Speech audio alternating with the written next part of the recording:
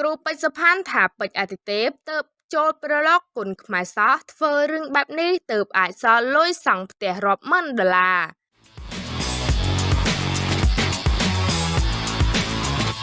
ជាងចម្លាក់ទឹមសុភាពមានទទួលចម្លាក់តូចធំគ្រប់ប្រភេទលេខទូរស័ព្ទ092 99 53 96និងលេខ097 99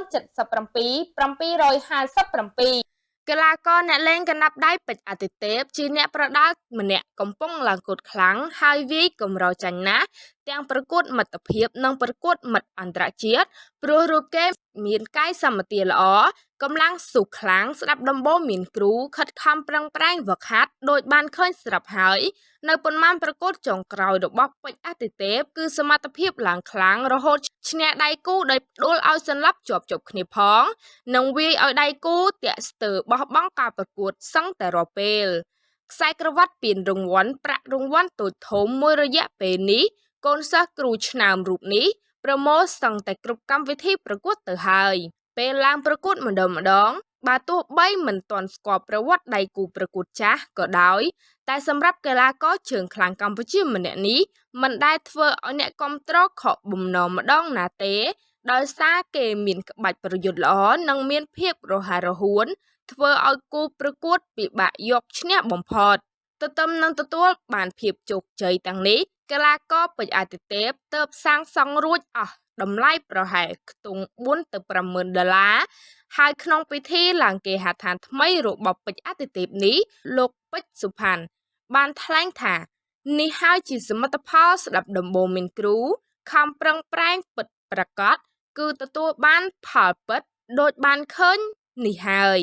លោកពេជ្រសុផាន់បន្តថាក្នុងនាមជាគ្រូបង្វឹកគ្មានអ្វីដែលសប្បាយចិត្តជាងឃើញសិស្សរបស់ខ្លួនទទួលបានសមិទ្ធផលបន្តបន្ទាប់និងជោគជ័យលើវិថីនេះនោះទេសមិទ្ធផលទាំងនេះហើយនៃលទ្ធផលស្ដាប់ដំបូន្មានគ្រូពន្យល់ណែនាំកន្លងមកសមិទ្ធផលផ្សេងៗរបស់ពេជ្រអាទិទេពនេះកើតឡើងត្រឹមរយៈពេល3ឆ្នាំ3ខែប៉ុណ្ណោះគឺទទួលបានជោគជ័យច្រើនរហូតមានថវិកាអាចធ្វើផ្ទះខ្ទង់4ទៅ5ម៉ឺនដុល្លារទៅហើយរូបលោកផ្ទាល់តែងតែពន្យល់ណែនាំសិស្សគ្រប់គ្នាឲ្យខំប្រឹងប្រែងហ្វឹកហាត់ពិតប្រាកដនោះនឹងទទួលបានផលពិតប្រាកដដូចគ្នា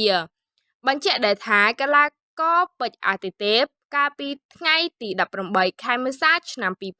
2026រូបគេទើបឡើងផ្ទះថ្មីដែលសាងសង់រួចក្នុងតម្លៃប្រហែល4ទៅ5ម៉ឺនដុល្លារនៅឯខេត្តកំពង់ធំរូបគេទើបតែចូលប្រឡងគុនខ្មែរបាន3ឆ្នាំ3ខែប៉ុណ្ណោះជាមួយលោកពេជ្រសុផាន់បច្ចុប្បន្នពេជ្រអាទិទេពជាកីឡាករលំដាប់ជួរមុខមួយរូបលើប្រភេទទម្ងន់57គីឡូក្រាមនៅកម្ពុជារូបគេចាត់ទុកជាកីឡាករជោគជ័យមួយរូបដែលក្រសោបបានប្រាក់រង្វាន់ធំៗជាច្រើននាពេលកន្លងមកចុះបងប្អូនយល់យ៉ាងណាដែរសមិទ្ធផលដែលកីឡាករពេជ្រអាទិទេពទទួលបានក្នុងវិស័យកីឡាប្រដាល់គុនខ្មែរត្រឹមរយៈពេលខ្លីបែបនេះសូមចូលរួមខមមិននិង share តាមការគួរ